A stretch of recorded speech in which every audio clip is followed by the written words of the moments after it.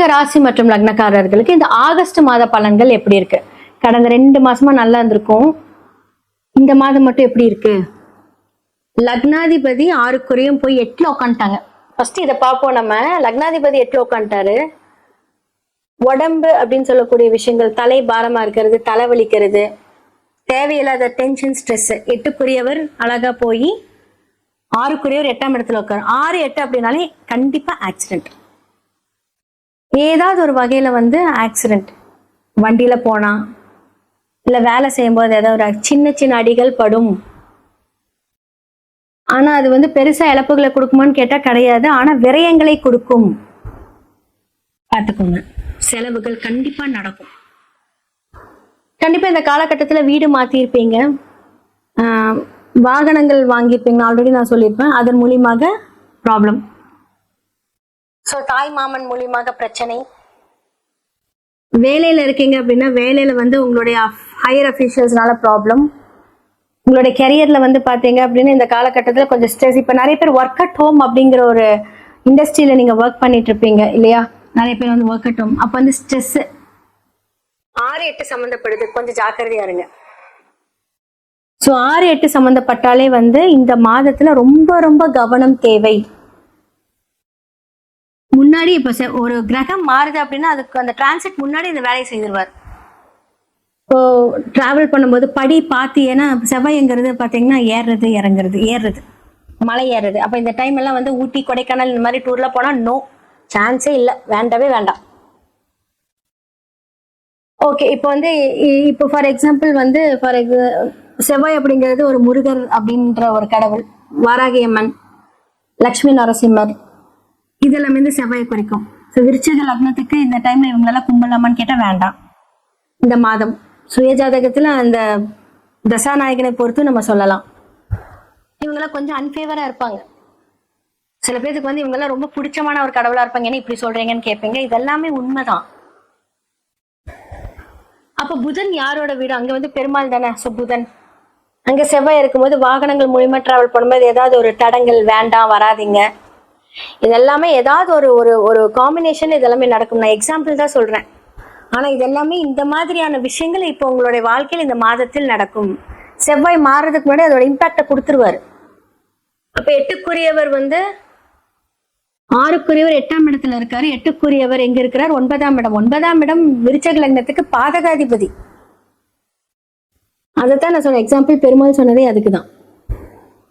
நம்ம நிறைய சொல்லுவோம், யாரெல்லாம் பாத்தீங்கன்னா திருப்பதி போகலாம் வேண்டாம், இந்த மாதிரி நிறைய இருக்கு. ஸோ இந்த காம்பினேஷன் இங்க குறிக்கும். யாராவது இந்த காலகட்டத்தில் நீங்க பிளான் பண்றீங்க அப்படின்னா இதுல கொஞ்சம் கேன்சல் பண்ணிக்கோங்க. ஏன்னா 5ஆம் இடத்துல சனி பகவான் உங்களுக்கு வக்கர நிலையில இருக்காரு.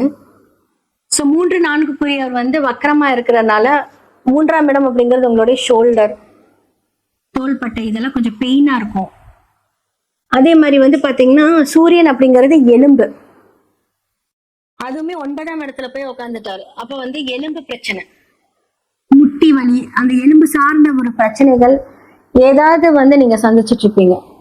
ஏதாவது முட்டியில் அடிபடுறது உங்களோட ஜாதகத்துல எப்படி இருக்கோ அதற்கான ஒரு காம்பினேஷன் சொல்றேன். இப்போ பொது பலன்களோட இணைந்து சொல்றேன். அப்ப உங்களோட 2 அப்படின்னு சொல்லக்கூடிய குரு, 5 அப்படின்னு சொல்லக்கூடிய குரு இப்போ உங்களுடைய 9ஆம் வீட்டுல இருக்கிறார். விருச்சிக லக்னத்துக்கு ராசிக்கு 9 பாதகாதிபதி. ஸோ அந்த பாதக ஸ்தானத்தில் குரு அமரும் போது, இப்ப குரு அப்படிங்கிறது ஒரு ஆன்மீக டிராவல் எடுத்துக்கலாம், தந்தை ஸ்தானத்தையும் எடுத்துக்கலாம், அதிர்ஷ்டத்தையும் எடுத்துக்கலாம். அந்த இடத்துல இருக்கும்போது என்ன அப்படின்னா ஏதாவது ஒரு தடை, தாமதம், தடங்கள்.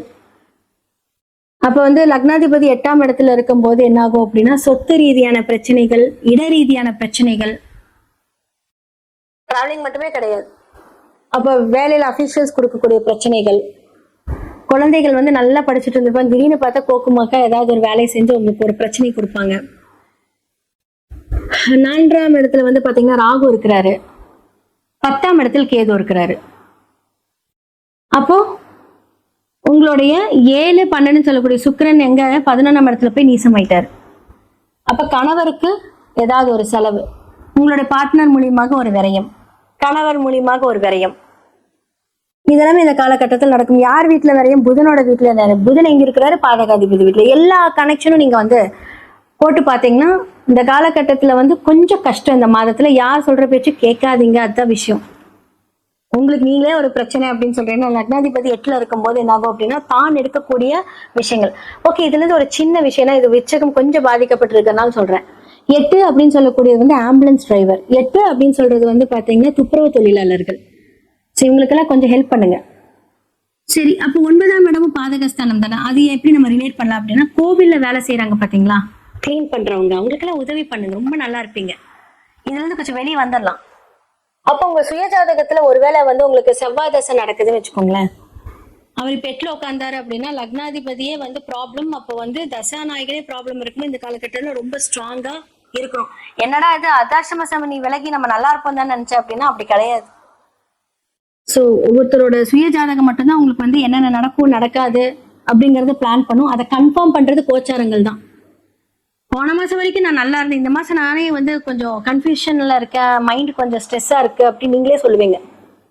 அப்ப இந்த காலகட்டத்தில் என்ன பண்ணும் அப்படின்னா டிராவல் பண்ண வைக்கும். டிராவல்லையும் பிரச்சனை. அதைத்தான் நான் சொல்றேன், எங்கேயுமே வந்து நான் ஸ்ட்ரெஸ்ஸை ரிலீஸ் பண்றேன், எனக்கு வந்து பிரச்சனையா இருக்கு, வெளியே போனா நான் நல்லா இருக்கேன்னு சொன்னா 2 பிரச்சனை அங்க ரெடியா இருக்கும். முடிஞ்ச அளவுக்கு வந்து வீட்டிலே இருங்க, அமைதியா இருங்க, அவ்வளவுதான் விஷயம். புதுசா தொழில் தொடங்குறீங்க அப்படின்னா கடன் அப்படிங்கிற விஷயம் 8ஆம் இடம், அது வந்து இயங்க வைக்கும், வேண்டாம். அப்ப செவ்வாய் அந்த இடத்துல இருக்கும்போது என்னாகும் அப்படின்னா ஏதாவது நிலம் வீடு போன்ற டாக்குமெண்ட்ஸை பிளச் பண்ணி கடன் வாங்க வைக்கக்கூடிய சூழ்நிலை வரும். 1 மாதம் தான் அமைதியா இருங்க. செவ்வாய் மாறினதுக்கு அப்புறம் டிஃப்ரெண்டா இருக்கும். அது செவ்வாய் எங்க பாதகாதிபதி. அப்ப இந்த 1 மாதமே நான் சொல்றது ஆகஸ்ட் ஃபுல்லா செப்டம்பர் மிடில் வரைக்குமே கொஞ்சம் ஜாக்கிரதையா இருங்க தான் நான் சொல்லுவேன். நீங்க எல்லாம் வேலைக்கு போறீங்க அப்படின்னா என்ன சொல்றது, இப்போ 7 மணிக்கு முடிக்கக்கூடிய வேலையை வந்து 11 மணி வரைக்கும் அப்படியே ப்ரொலாங் பண்ணிட்டு உங்களுக்கு ஒரு ஸ்ட்ரெஸ் கொடுக்கும். பட் ஓகே, வீட்லயே இருந்து அந்த ஸ்ட்ரெஸ் அனுபவிங்க, வெளியே போகாதீங்க. ஸோ உங்களுடைய பார்ட்னர்ஸ் கிட்ட வந்து ப்ராப்ளம் விரயங்கள் வருது அப்படின்னா முடிஞ்ச அளவுக்கு வந்து அதை தவிர்க்க பாருங்க. பிரச்சனை பண்றாங்கன்னா அமைதியா இருங்க, அப்புறம் பேசிக்கலாம். ஏதாவது ஒன்று சொல்றாங்க அப்புறம் பேசிக்கலாம் அப்படின்னு அந்த விஷயத்தை தள்ளி போட்டுருங்க. இல்லை நான் பேசுவேன் அப்படின்னா செவ்வாய் எங்க ஆரம்பிச்சிருவார், 8ஆம் இடம் எங்க ஆரம்பிச்சிடும். 8 அப்படிங்கிறது வம்பு வழக்கு, போலீஸ் ஸ்டேஷன், பிரச்சனை, இதெல்லாம் எங்க ஆரம்பிச்சிடும். இதெல்லாம் நமக்கு தேவையில்லாத செலவுகளை கொடுக்கும்.